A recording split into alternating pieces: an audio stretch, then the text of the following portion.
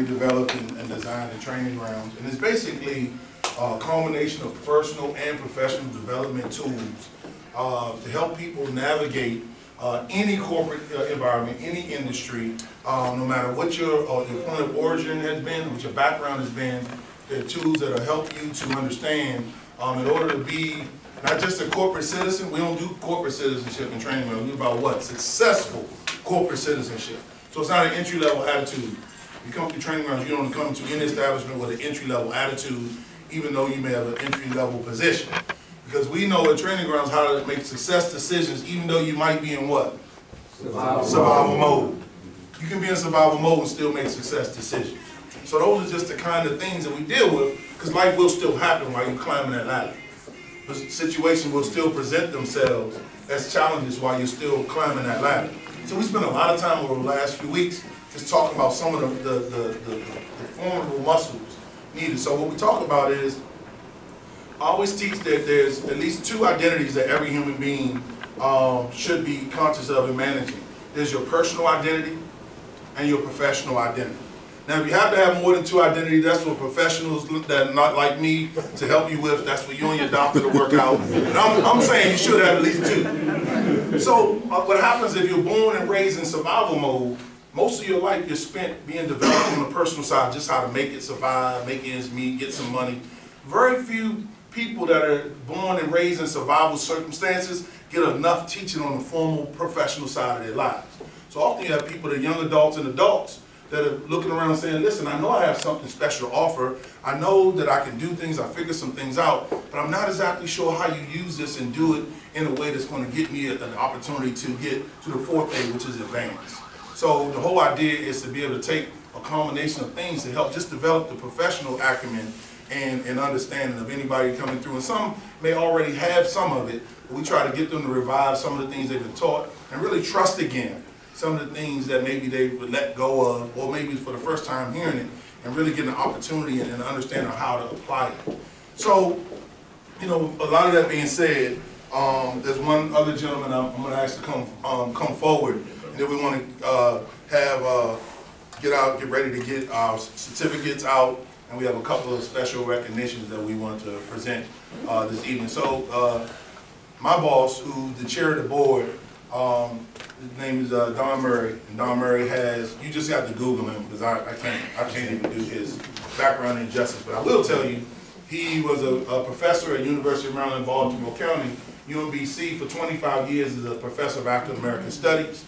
He also was former director of DCRA in the District of Columbia and a number of other titles, and he thought it not robbery to be able to help me with training grounds and be able to serve people all over the area and eventually all over the country, if not the world.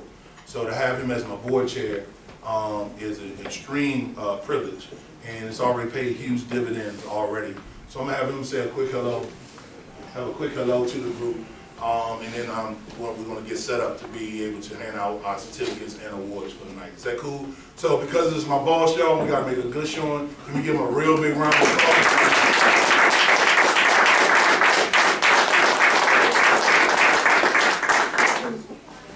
Say for me, this is an honor because this is the first graduating class I've seen in the training ground. Because I really literally just got on the board. Actually, I got involved. I'll share a funny story. I heard Tom on the radio one day, and I just thought that I said, "Wow, this guy really." Most training programs you go through it, and what you get is they train you, never get a job. When I listened to what he was saying, one of the things that struck me was right away that if you go through training ground, people will end up at work. And that's really one of the goals. And I always put it in a small context. And I think y'all probably seen some of it as you go on through this week. One is always find mentors. I mean, one of the things that's helped me throughout my life is there have been people that I recognized and stepped up to, and sometimes you just have to go and ask them. I mean, I saw people I wanted to be like. And one of the things I really try to do is begin to go up to them, and you'd be surprised, most people, in some ways, they feel honored that somebody's taking the time to actually go out and say, you know, you're somebody I want to be like. And I think that sometimes we forget that. The only the other thing I want to say in terms of use your resources. I mean, even as tough as your life might have been, there are people throughout your life that are like resources that you can begin to use in terms of you doing it. And I look at Training Ground, and the three words that come to mind when I think about it. One is transition. But many of y'all have done many different things in your life, and you transition, in some cases, negatively and positively through that. The second thing is transformation. By taking a step to get involved in something like this, you don't know what the end is, but you decided that in some ways you want to transform your life. And then I always say that the third thing I always listen when I think about a program like this is how do you become empowered to succeed? You know, what are the things that, so when you think about it, it's transition, transformation, and empowerment. Because what you want to do, you want to come out of this program with a stronger sense of yourself, a stronger sense of the community, a stronger sense of your family. And so all that becomes something that you might not think about all the time. But I always tell people that I've had a lot of people start with my parents that stuck with me. I was a knucklehead. But I mean, it was in the sense that I wasn't a knucklehead in the sense that I was always getting in trouble. But I always had a big mouth. I was teaching always, you know, you gotta do that kind of thing. But what I realized is that to a certain extent, I was always inquisitive. I always wanted to know why. I wanted to have a sense of how can I do this? And I think once I realized that sometimes I had to step back to step forward, that was one of the kinds of things. So I just want to say, I'm glad that, and I would ask you before I sit down, is if one of you to tell me your name. Because one of the things I always liked, I was a teacher and I've been in many classes, and one of the things, and I did two things. I always learned my students' name, because I hated it when I was in classes and nobody didn't know who I was. So I made a conscious effort as a teacher to learn your name. And I mean, my students hated me sometimes because I would call you. I was one of those teachers that waited for you to raise your hand. You know, if I thought, and I had to learn to sort of back off people who were introverts, because sometimes they, you know, they didn't know how to handle it. But that's one of the things I always thought was important in life, that, you know, you're just not a number sitting out there, but you're a person that means something. So I like to end it by, you know, and maybe tell me one thing about yourself you'd like me to know. Start with the brother here. Well, my name is Lonnie. First of all, good evening, ladies and gentlemen.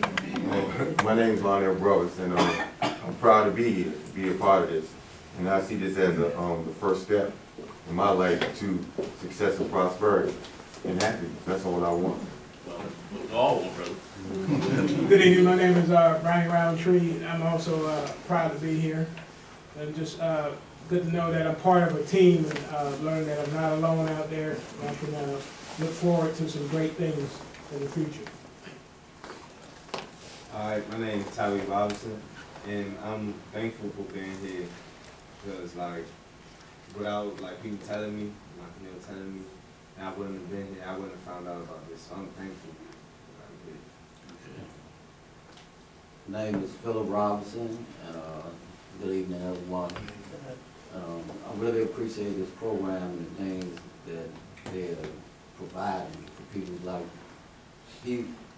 It's more than just a skill, but interpersonal skills, and like you said, for corporate, you know, for long term, and how to deal in a corporate type environment, and that's the road to success.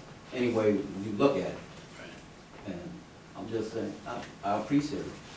And I always tell people that one of the things I learned on jobs is I might be hired for one thing, but I learned everything. I was a utility guy. It's like when you play sports, if you have more than one skill, one of the things that happens, it becomes harder for them to cut you from the team. And it's the same process when you go through something like this, that part of it is that, and as you get on each job, part of it is just getting a sense of you know, how do people do stuff? What's the way the culture runs? I mean, one of the best courses, when I first started working with district government, I had a boss who was actually, I was young, and she was younger than I was. And she sent me, and I always tell people the story, she sent me to Disney World. People say Disney World. But Walt Disney actually has a great training program. And one of the things that happened was, she sent me to a 2-week listening course. And it was the best thing that ever happened in my life. Because most of us can talk well, or we're not good listeners. That's right. And that was one of the skills I used throughout my life. Whenever I went out and applied for jobs and people asked me, well, why should you get the skill, I always use listening. Because think about it, when you like, how many of y'all think you're a good listener? Where you actually, most of the schools, most times they tell you, we want you to be verbal, we want you to be able to talk, you know, that kind of thing. But I always tell people one of the other skills besides listening is nonverbal communication. How do you look at somebody and begin to realize, you know, how they respond to me? Are they smiling? Because, you know, a lot of times when it's interesting in communities, one of the things, you know, people say we want to be hard all the time, but I said, when you go and look for a job, you're trying to get a job. You're not trying to be a crook. You know, in other words, you have to think about how you approach it. I'll shut up right here, brother. Good evening, everybody. My name is Michael Brower, and what really brought me to Training Ground is I was really looking for a career change. Okay. For the past couple of years, I've kind of been sidetracked, off track, and but being here has been a blessing. It's, ever since day one, for the past 3 weeks, it's been difficult getting here because life was hitting me. Really, it's been hitting me spiritually. Right. And but I made it. I'm happy, and I'm ready for phase 2, and I know I'm in the right place. And I'm glad you're here. Yeah, definitely. Good evening, everybody. Good evening. My name is Clarence Branson, and man, this program did so much. Good. Tears come. Tears. Like, I was in a situation, I had no support system, and I was just walking, ran into a couple of my cousins, and through the program, it made them so successful. And when they gave the information to me, and I ran with it, I said, I have to come. I have to find out about it. And now, the program gave me confidence and self-esteem which I need. And I'm ready. So they're going to be ready for you, brother. My name is Bruce Barfett. Okay. I came here after a long series of failures, you know, just trying to get things right, put things in order, and I've learned a lot, you know, and I'm interested in progressing with the program, you know, trying to help the program by getting help from the program to pass it along. So, thank you for support. No, I think that everybody here in their own way has a gift. And what you have to figure out is, you know, how do you use it, how do you get it out, how do you share it with other people. And that's, I don't think, I always tell people one of the things that I can't sing a lick. But when I was a kid, you know, my parents would go to church, they would play faith people. And the one thing I always loved about church, you get up there and totally mess it up. You understand? Cause, you know, because it was like you were somebody's kid. My parents have been going to church for a long time. And one of the things I always remember about, I'm from Baltimore, one of the things I always remember is they used to always bring in brothers from the community when they had like Mother's Day or Father's Day or something like that. Because it gave, if I gave you if I was a guy, I gave your mother certain things, they always hug guys. Think about how many times in black communities or any communities, people reach out to you and say that, you know, we're loved. I mean, how many times did somebody say that to you, especially with brothers? You know, so one of the things, you know, I learned, that, like I said, the church was powerful to me because it was one of the few places I went where they unconditionally said, you know, you're a good person. And I'm not saying that for everybody, but I'm just saying it was something that in my life, because if you think back to your life, how many times have people said, you're a good person, you got something to offer, you have a gift to share. And I don't think that happens a lot in many communities. Good evening, ladies and gentlemen. My name is Jordan Harris. What brought me to the program actually is my PO, and actually speaking of my PO, like he said, you know, if there's anybody in the room that's never ever heard of a parole or probation officer that's caring, that cares for real, that really cares, you know, just look to the back and you'll see one. You know, she even came, you know, to our graduation just to support us. There's 3 of us in here that, you know, not to put a but it's 3 of us in here that are here because she told us to go to, because she referred us to, you know what I mean? And coming here it's been inspirational for me, you know what I mean? And like I've done things, you know, successful and stuff, but I've done things in my life, but you know, here it's kind of like, even if you've never done something, if you fell off the wagon, whatever the case may be, you know, like there's a place that really exists that will help you rebound, that will put you back on track. You know, whether they gotta beat it in your head or just talk to you nice. You know? So, I mean, like I said, I feel, as a matter of fact, and the board over there says strengthening communities, but the word itself, you know, not only inspired but strengthened. Because everywhere I look, I got somebody beating in my head, you know, like, no, you're not gonna fail, you know, you're not gonna mess up, you know. If you wanna mess up, then anybody can just mess up. It's an option that anyone can have. But if you want success, you're gonna climb, you're gonna claw, you're gonna scratch, you're gonna kick your way to it, you know what I mean, regardless. So, you know, inspired and strengthened, you know, I'm appreciative of everybody, you know, that works, you know, with training grounds and everything. I'm appreciative of my PO, you know, because we might fuss and fight, but in the end, you know, when I leave her office, I think about it, and she may not know, but I really do think about you, and I say to myself, like, damn, she cares, you know. So, you know, I'm appreciative of that. And she doesn't know this, but I have a master's degree in social work, and I actually started out as working in juvenile court, and I realized early on, I want to work in communities. I want to work. I mean, I saw early on. I mean, you have to have. Let me just say this: you have to have a special personality. I saw early on, one-on-one was. I was good at it, but I realized that I always, and I ended with this. I was working with. Came to Washington, went to Howard University. I had 18 students. You know, well, they weren't students, 18 kids who preferred juvenile court. I didn't know nothing about Washington. I didn't have a car. There wasn't no Google. There wasn't no light. Wasn't none of that. You just had to get on the bus and figure out. And I had kids all over the city. And what I realized, and the one reason I didn't stay on the one-on-one, I realized that you were asking 14-year-old kids to make life decisions. And I saw some of the situations I was going into. Family was crazy, the community was crazy, it was all kinds of stuff. And I realized, that's when I decided for myself, I said, I really want to work on a larger level. I really did. I realized my first job in Washington, D.C. was actually working with United Planning Organization at 14th and Euclid. And then I worked at Friendship House, I was deputy director at Friendship House on Capitol Hill. And what I'm saying is, part of this journey is as you go through it, trying to begin to figure out what do you want to do? What makes you tick? And I saw early on that I was good at it, but I thought that these brothers were much younger.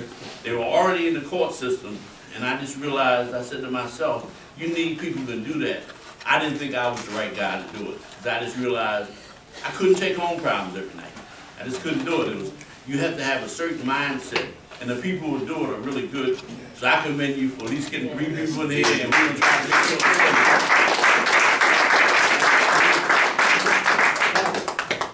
So, you know, a lot of people care about what we do in training grounds and who we're doing it with, and a lot of what you heard tonight, a lot of what you're seeing, it really epitomizes the fact that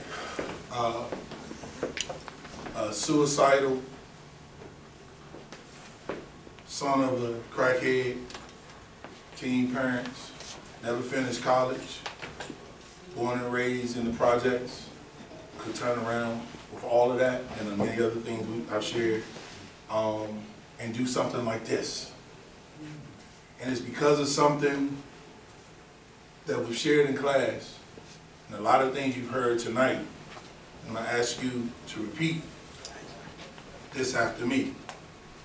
I'm somewhere. I'm somewhere In my future. in my future. And I look even better. And I look even better. And I look right now. And I look right now. One more time. I'm somewhere. I'm somewhere In my future. in my future. And I look even better. And I look even better. And I look right now. And I look right now. So when I wanted to die and kill myself and end it because everything went wrong, that was one of the things I've been saying for the last 20+ years, when it looks like things are going wrong again. So in my few remarks before we get into certificates, I need to warn you that success does have a price. This feels good. Those groups, the bomb.